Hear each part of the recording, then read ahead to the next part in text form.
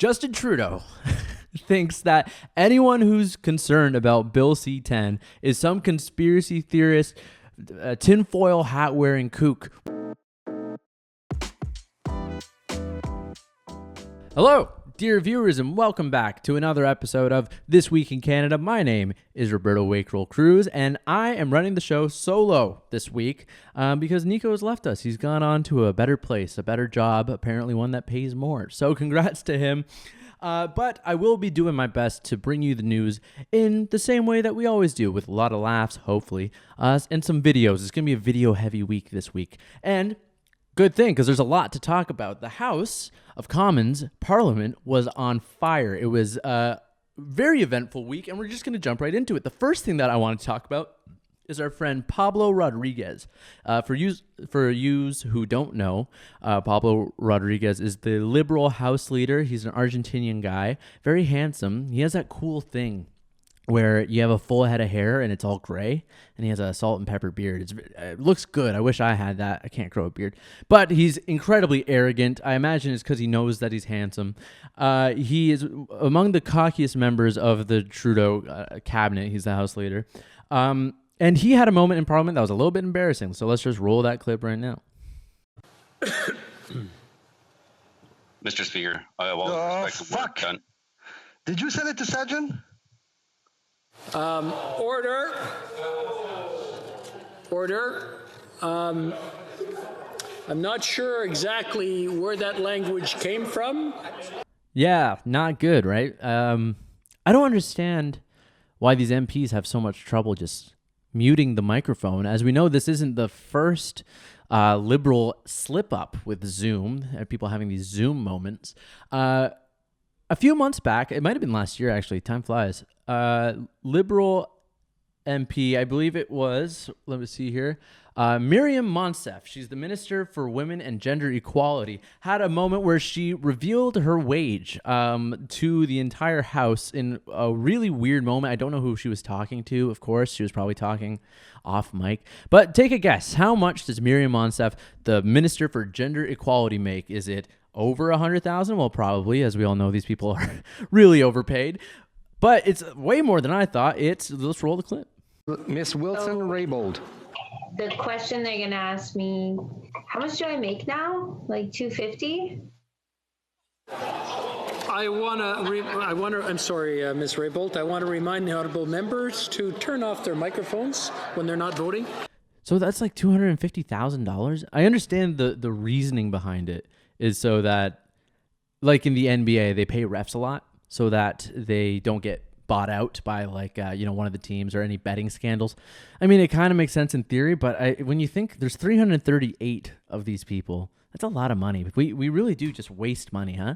We might as well just burn it. But anyway, enough about her, because there's a third Liberal slip-up that came to mind, and this one was the most recent, was our friend William Amos, who, as we probably remember, was seen naked, not on live stream, but after a Bloc MP leaked this photo to the world of the Minister of Pecs. Look at William Amos. He was coming back from a jog and decided, I'm going to flex for the fam. I'm going to flex for my friends, and they're all going to tell me how buff I am. And that actually did happen.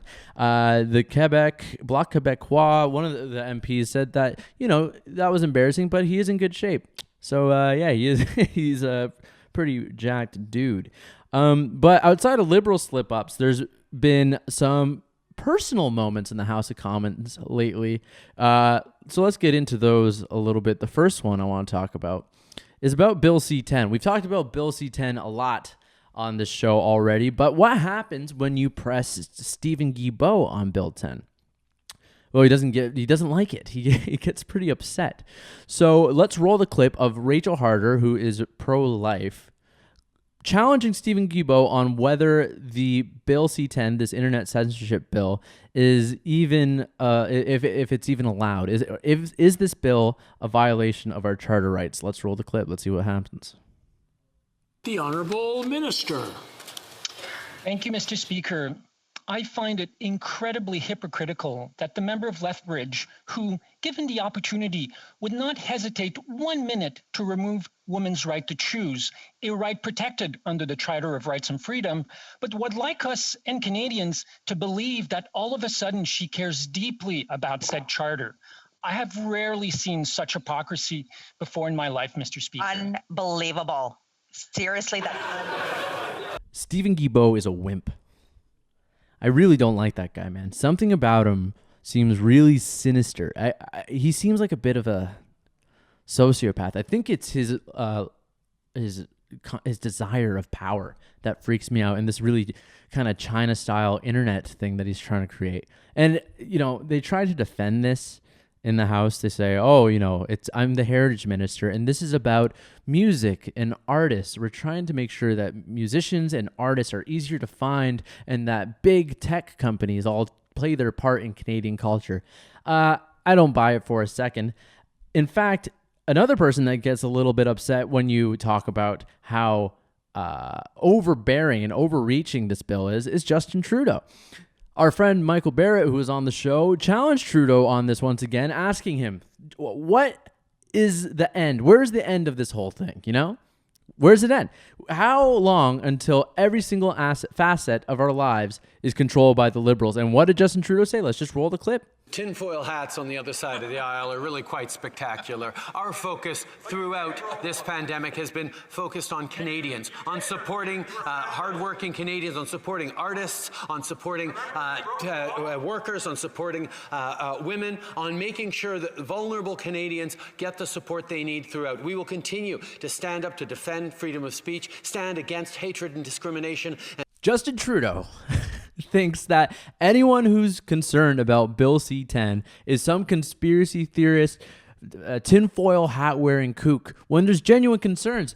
I think his name is something Menzies. He was the former commissioner of the CRTC, who said that this was an attack on democracy because there's no exceptions for user content. It's not just big tech that's going to be regulated by this bill. It's user-generated content too, like you or I. How does that look? How does that work out? Well, of course we don't know. It's so broadly written that we don't have any idea what this could entail. So for us to challenge it, just have some questions on it, isn't that crazy? I really don't think it should be an issue, but look at how defensive these people get when you question their precious bill. You have Stephen Guilbeault saying, what a hypocrite. You like abortion, or you don't like abortion. You don't like killing a baby. Now all of a sudden, I'm going to mention that and go after you personally because you're questioning my precious bill. Or Justin Trudeau dismissing everybody as a conspiracy theorist because we just have some questions. We don't want to, you're radically proposing a bill that's not anywhere else in the world. Nowhere else does this besides like China. So can we just have a little bit of respect for discourse in Parliament? Of course not. These guys are egomaniacs, and that's why I'm afraid of them. Another moment that was incredibly personal in the House occurred, and I want to give a shout out to MP Candice Bergeon, I think her name is. She's the deputy leader for the Conservative Party, and she had quite the moment in the House with Justin Trudeau again. So let's roll this clip. She got personal to it, but I think this is a good one. I'm biased. Roll the clip. Well, that is just remarkable because one thing we do know is this Prime Minister is not a feminist. His record when it comes to the treatment of women is abysmal. Just ask the poor girl he groped in the Kokanee, or ask the member for Vancouver Granville, or maybe Jane Philpott. How about Selena Caesar Chavannes? And Katie Telford, you're probably next when he's done with you. Most importantly, ask the women in our military if they think this Prime Minister is a feminist. So big shout out to Candice Bergeon, who retweeted me after I tweeted that video. Very nice of her. She didn't give me a follow, which was a little disappointing. But that tweet, it did very well. Thank you for asking. Got noticed by a senator, Senator Denise Batters, a Canadian senator from Saskatchewan, proud conservative and fan of the Blue Jays, and the Islanders for some reason. That's a weird thing to put in your bio. Who would you be a fan of if you're in Saskatchewan? I guess you would probably be either a Minnesota fan or a Jets fan, though I don't know how many of those there are. Or you just pick another team, that maybe Calgary, there's Edmonton. I'm going to guess a lot are Edmonton fans. This is just a guess. You could tell me I'm wrong. I'm going to guess there's a lot of Edmonton fans because they were really good back in the day when they had Wayne Gretzky. I'm going to guess younger people are more Edmonton fans. Probably some Minnesota fans and then more Jets fans. Tell me I'm wrong in the comments. You can go ahead and do that. But anyway, thank you to Senator Denise Batters and Candace Bergen. So the last thing I wanted to talk about is a little less serious, but it does relate to Bill C-10. But it also relates to Star Wars, which I don't know how many of you watch every episode, but there's been a couple times where I've talked about how much I dislike Star Wars. I think it's for children. I don't think adults should watch it. I haven't seen a new Star Wars. I haven't even seen... I think I've seen episode 3, episodes 5 and 6. No, I've seen 4 of them. I think I've seen 4. That's all you gotta watch. And I didn't watch them after the age of like 13. You don't gotta. It's for kids. But Aaron O'Toole insists every May the 4th to do these weird updates with like a Star Wars character. This one, let's roll the one from this time. It was him with R2-D2. I don't know how they cleared this legally. Disney is really hard to clear stuff with, but I guess maybe it falls into parody law. Let's just roll the clip.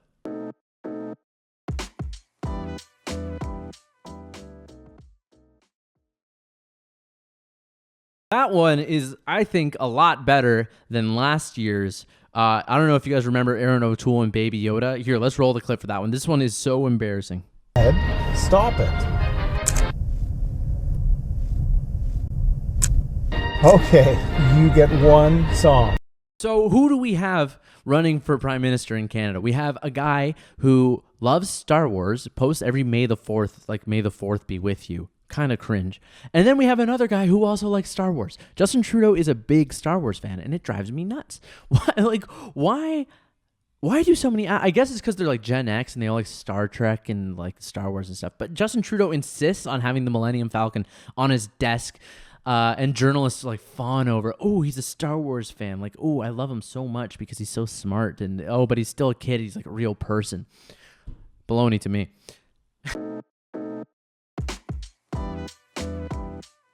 I hope you enjoyed my show. I hope you come back next week. I hope this show wasn't too bad. It's very difficult to do a show on your own, apparently. I'm learning right now. So give it a watch over again. Give us a like, subscribe, leave a comment. Go and buy a t-shirt if you may. I don't have one on today, but I will next week. I'm sorry. Give us a donation on our PayPal. Join our mailing list. And thank you again for tuning in. My name's Roberto Wakefield Cruz, and we'll probably have a co-host next week. Thanks for watching.